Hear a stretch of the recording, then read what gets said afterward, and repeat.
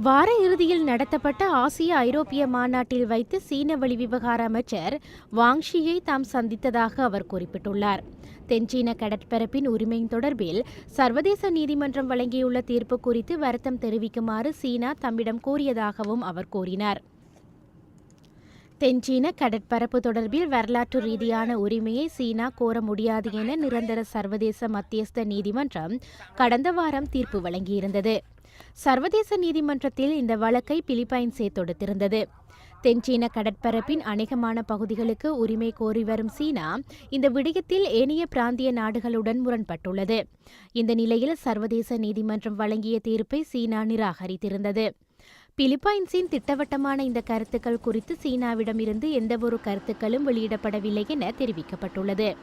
இதேவேளை அமெரிக்காவுக்கும் சீனாவுக்கும் இடையிலான கடற்பாதுகாப்பு தொடர்பான சந்திப்பில் தொடர்ந்தும் இணக்கமற்ற நிலைமை காணப்படுவதாக சீன அரசு ஊடகம் செய்தி வெளியிட்டுள்ளது. இந்த நிலையில் சர்ச்சைக்குரிய தீவுகளில் மேற்கொள்ளப்படும் நிர்மாண பணிகளை நிறுத்தப் போவதில்லை என சீனா ராணுவ அதிகாரி ஒருவர் கூறியுள்ளார்.